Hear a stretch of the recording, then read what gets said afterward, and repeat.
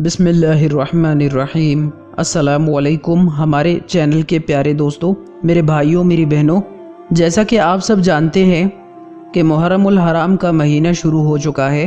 یہ مہینہ بہت محترم مہینہ ہے۔ اس مہینے میں ہر مسلمان کو یہ چاہیے کہ 3 کام وہ ضرور کریں۔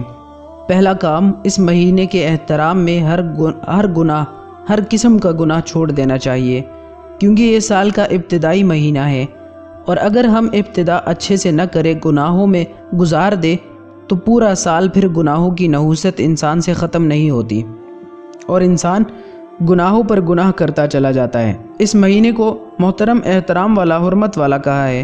اس کے احترام میں ہر طرح کا چھوٹا بڑا گناہ اللہ کی خاطر چھوڑ دینا چاہیے، اور یہ اسلامک کیلنڈر کا پہلا مہینہ ہے۔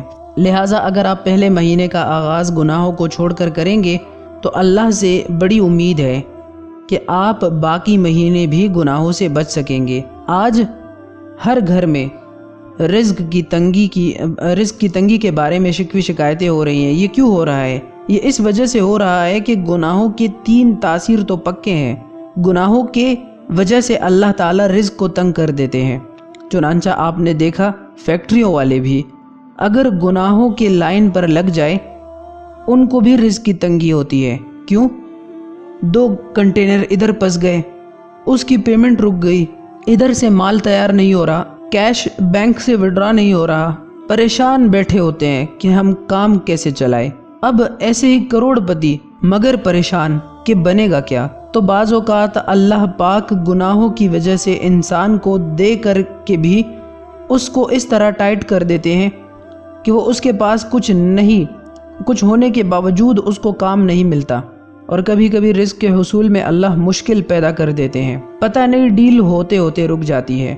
میں نے مکان بنایا ہے، اس کو سیل کرنے کے لیے لگایا ہوا ہے، لیکن ڈیل ہوتے ہوتے رہ جاتی ہے۔ یہ جو ہوتے ہوتے رک جاتی ہے نا، یہ کس وجہ سے ہے؟ یہ کسی وجہ سے ہے، مگر عاملین کے پاس جاتے ہیں نا تو وہ کہتے ہیں کہ کسی نے کچھ کر دیا ہے۔ اللہ ان عاملین سے بچائے۔ ان بیچاروں کو تو یہ پتہ ہوتا ہے کہ ہم اس لائن پہ لگا دیں گے، ان کے ذہن میں سٹوری تو پہلے سے ہی ہوگی کہ ہاں پھپھو نے کچھ کر دیا ہے، چاچا نے کچھ کر دیا، ہاں تیرے نند نے کچھ کر دیا۔ الٹا ایمان خراب ہوتا ہے تو کسی نے کچھ نہیں کیا ہوتا، ہمارے اپنے گناہوں کی وجہ سے اللہ نے ہمارا رزق تنگ کر دیا ہے۔ لگتا ہے کسی نے کاروبار باندھ دیا ہے۔ کسی کو چھوٹا خدا کیوں مانتے ہیں؟ کاروبار اللہ نے چلانا ہے اور اللہ ہی نے روکنا ہے۔ اللہ دینا چاہے ساری مخلوق اکٹھی ہو جائے، وہ روک نہیں سکتی۔ اللہ نہ دینا چاہے تو ساری مخلوق اکٹھی ہو جائے، وہ دے نہیں سکتی۔ تو اللہ کو اللہ سمجھے۔ یہ کیا ہوا؟ فلاں نے کاروبار باندھ دیا، فلاں نے رشتہ باندھ دیا، کوئی کچھ نہیں باندھ سکتا۔ ہاں، ہم نے اپنے گناہوں کے سبب ان چیزوں کو باندھا ہوتا ہے، اور وہاں تو ہماری توجہ نہیں جاتی۔ اور اگر ہم سچی توبہ کر کے دیکھیں، یہ جو محرم الحرام کا مہینہ شروع ہو رہا ہے، اس میں ہم دل سے سچی توبہ کریں، یا اللہ ہم سے پہلے جو گناہ ہوئے، یا اللہ میں ان سے معافی مانگتا ہوں۔ آپ اگر ان عاملین کے پاس جاتے ہیں تو ان کے تو جھوٹا ہونے کی سب سے پہلی نشانی ہے کہ یہ آپ کو یہ بتا دیتے ہیں کہ کسی نے کچھ کر دیا لیکن یہ حل نہیں کر سکتے۔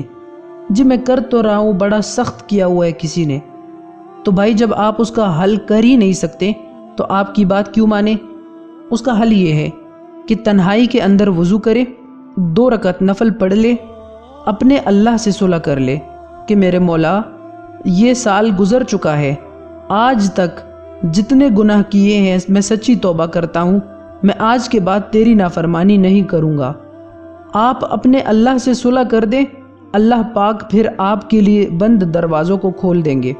آپ اسی طرح گناہوں سے بچا کریں جس طرح صحابہ کرام بچا کرتے تھے۔ میں آپ کو ایک صحابی کا واقعہ سناتا چلوں۔ وہ صحابی ہر روز ان کی یہ کوشش ہوتی کہ وہ نماز فجر رسول اللہ صلی اللہ علیہ وسلم کے پیچھے ادا کریں، لیکن نماز کے فوری بعد، نماز کے ختم ہونے سے پہلے مسجد سے وہ نکل جاتے۔ رسول اللہ صلی اللہ علیہ وسلم کی نظریں ان صحابی کا پیچھا کرتی۔ جب ان صحابی کا یہی معمول رہا، ایک دن پیارے آقا صلی اللہ علیہ وسلم نے ان صحابی کو روک کر پوچھا، کیا تمہیں اللہ سے کوئی حاجت نہیں ہے؟ تو وہ صحابی کہنے لگے اے اللہ کے رسول صلی اللہ علیہ وسلم میں تو لمحہ بلمحہ اللہ سے مستغنی نہیں ہو سکتا۔ رسول اللہ صلی اللہ علیہ وسلم نے فرمایا کہ پھر آپ ہمارے ساتھ نماز ختم ہونے کا انتظار کیوں نہیں کرتے اور اللہ سے اپنے حاجات کے لیے دعا کیوں نہیں کرتے؟ تو وہ صحابی فرمانے لگے اے اللہ کے رسول صلی اللہ علیہ وسلم دراصل اس کا سبب یہ ہے کہ میرے پڑوس میں ایک یہودی رہتا ہے جس کے کھجور کے درخت کی شاخیں میرے گھر کے صحن میں لٹکتی ہے، اور جب رات کا وقت ہوتا ہے ہوا چلتی ہے اس کی کھجوریں ہمارے گھر میں گر جاتی ہے۔ میں مسجد سے اس لیے جلدی نکلتا ہوں تاکہ ان گری ہوئی کھجوروں کو اپنے خالی پیٹ بھوکے بچوں کے جاگنے سے پہلے چن کر اس یہودی کو فوراً لوٹا دوں، کیونکہ وہ بچے بھوک کی شدت کی وجہ سے ان کھجوروں کو کھا نہ لیں۔ پھر وہ صحابی قسم اٹھا کر کہنے لگے اے اللہ کے رسول صلی اللہ علیہ وسلم ایک دن میں نے اپنے بیٹے کو دیکھا جو اس گری ہوئی کھجور کو چبا رہا تھا۔ میں نے اس سے پہلے کہ وہ نگل پاتا میں نے اپنی انگلی اس کے حلق میں ڈال کر کھجور باہر نکال دی۔ اللہ کے رسول صلی اللہ علیہ وسلم جب میرا بیٹا رونے لگا تو میں نے کہا اے میرے بچے مجھے حیا آتی ہے کل قیامت کے روز میں اللہ کے سامنے بطور چور کھڑا نہ ہو جاؤں۔ سیدنا ابو بکر صدیق رضی اللہ تعالی عنہ پاس کھڑے ہوئے سارا ماجرا سن رہے تھے۔ جذبہ ایمانی اور اخوت اسلامی نے جوش مارا تو سیدھا اس یہودی کے پاس گئے، اس سے کھجور کا پودا درخت خرید کر ان صحابی کو ہدیہ کر دیا۔ پھر کیوں نہ اللہ پاک بھی ان مقدس ہستیوں کے بارے میں یہ سند جاری کر دے کہ اللہ بھی ان سے راضی ہوا اور وہ بھی اللہ سے راضی ہوئے۔ وہ صحابی تو اس بات سے ڈر گئے تھے کہ ان کی اولاد یہودی کے درخت کے کھجور نہ کھا لے، کہیں چور نہ بن جائے۔ اور آج آپ اور ہم دیکھیں ہمارا کیا حال ہے۔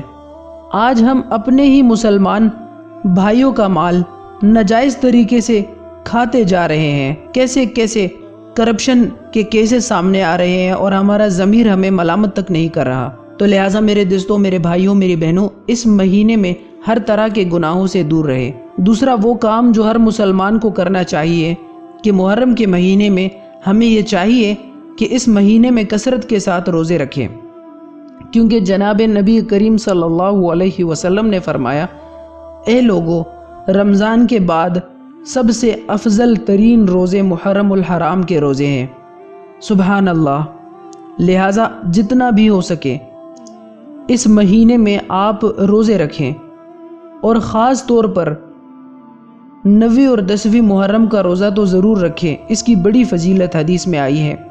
آپ صلی اللہ علیہ وسلم نے مسلم کی روایت میں فرمایا ہے اے لوگو 9 10 محرم کا جو روزہ رکھتا ہے روزے کے بدلے اللہ اس بندے کے پچھلے 1 سال کے گناہوں کو معاف فرما دیتا ہے۔ سبحان اللہ۔ تیسرا وہ کام جو ہر مسلمان کو اس مہینے میں کرنا چاہیے، ہمیں چاہیے کہ اس مہینے میں زیادہ سے زیادہ اپنے گناہوں کی معافی مانگ لے، اللہ سے کہے کہ اے مالک پورا سال بڑی تیزی کے ساتھ گزر گیا، ہر سال ہر دن قبر کے قریب ہوتا جا رہا ہوں میں، اے میرے مولا میری پچھلی زندگی میں نے جتنے بھی گناہ کیے ہیں تو میرے گناہوں کو معاف فرما دے، تو میری توبہ کو قبول فرما دے، مجھے بخش دے، بے شک تو بڑا بہترین بخشنے والا ہے۔ تیسرا کام ہر بندہ اس مہینے میں کرے جو سال کا پہلا مہینہ ہے، اس میں کثرت کے ساتھ اپنی پچھلی زندگی کے گناہوں کی معافی مانگتے رہیں۔ اگر آپ یہ 3 کام دل کی گہرائیوں سے کر لیں تو آپ دیکھیں گے کہ آپ کے دل میں ایمان کا نور بھر جائے گا، آپ گناہوں سے نفرت کرنے لگیں گے اور نیکی کے کام آپ کو اچھے لگیں گے اور آپ کے دل میں ایمان کا لیول بڑھ جائے گا۔ بے شک یہ بہت بڑی دولت ہے، اللہ جسے عطا کر دے۔ تو لہٰذا میں اپنے تمام بھائیوں بہنوں سے یہ گزارش کرنا چاہتا ہوں کہ آپ آج سے ہی ان 3 کاموں کو ضرور کیجئے گا۔ ان 3 کاموں کی برکتیں آپ کو آنے والے سال میں ضرور نظر آئیں گی۔